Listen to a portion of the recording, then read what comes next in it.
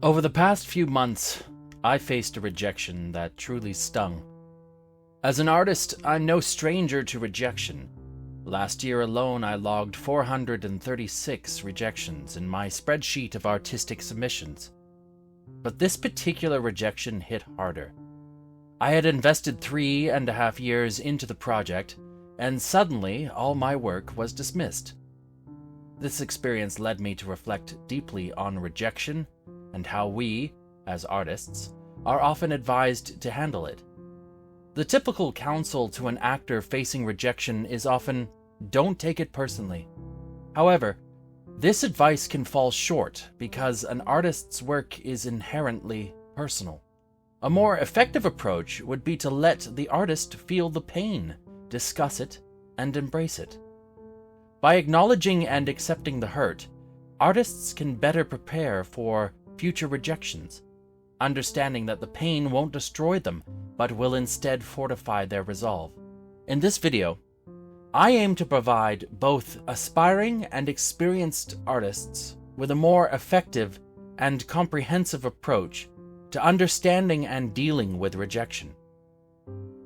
Art is deeply personal, because when artists create, they infuse a bit of themselves into their work. This personal touch isn't something you can measure, but you can definitely feel it. If a piece lacks care or love, it stands out. Acting, in particular, is one of the most personal forms of art. Actors use their body, voice, and mind to bring their characters to life.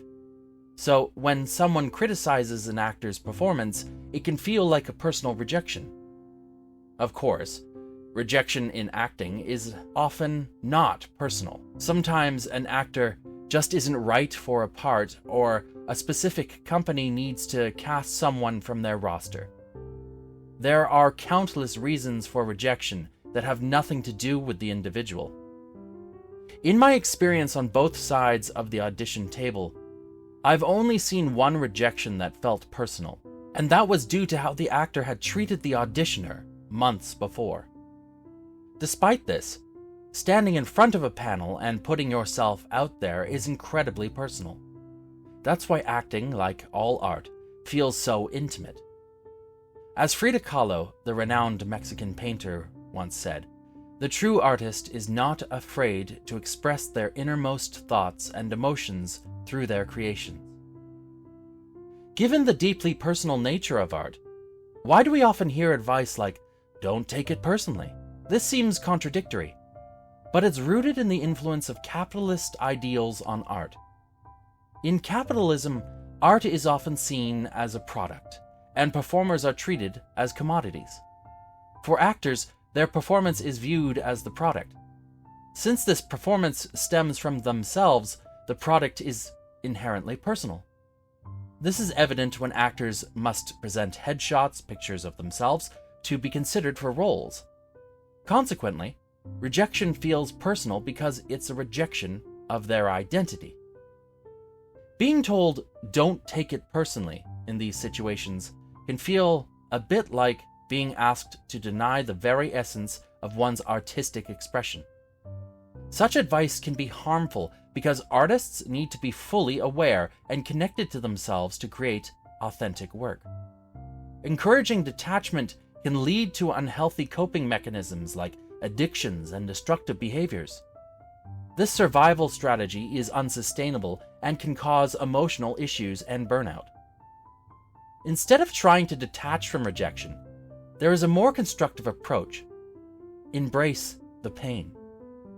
If, by openly discussing our rejection and its impact, we can foster resilience. Personally, when I face rejection, it shakes my sense of self. Yet, I remind myself that I can survive it, though it takes time to recover. After nearly 2 decades in the arts and thousands of rejections, I can't say it gets easier. Rejection still stings. However, this sting is a sign that I cared about the opportunity. If I didn't care, it wouldn't hurt. Rejection reminds us of our humanity and of our passion. Sharing our experiences with peers and mentors can help us recognize that rejection is a universal experience in our field. This collective approach not only builds resilience, but also fosters emotional growth. While it might sound idealistic in a world that often values productivity over humanity, it's essential not to let these harmful messages jade us. Our feelings are what make us who we are.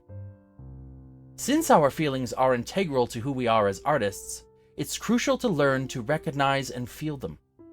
These feelings won't destroy us. Instead, they'll make us stronger and more powerful artists. Essentially, this process builds resilience. So, how do we prepare for rejection? There are 3 key steps. 1. Expect rejection. Understand it will happen, but don't see it as the norm. 2. Reframe rejection to be about the rejecter rather than yourself. Rejection isn't a personal failing. It's often beyond our control. 3. Stay open. Be ready for new opportunities. Rejection is a side effect of living bravely. If we weren't courageous enough to put ourselves out there, we wouldn't face rejection. Accept it as a part of the journey. Feel it, talk about it, and then face rejection again. Reflecting on the past 3.5 years I spent on a project that didn't go as planned, I see the initial rejection as a sign that the rejecter wasn't worthy of my work.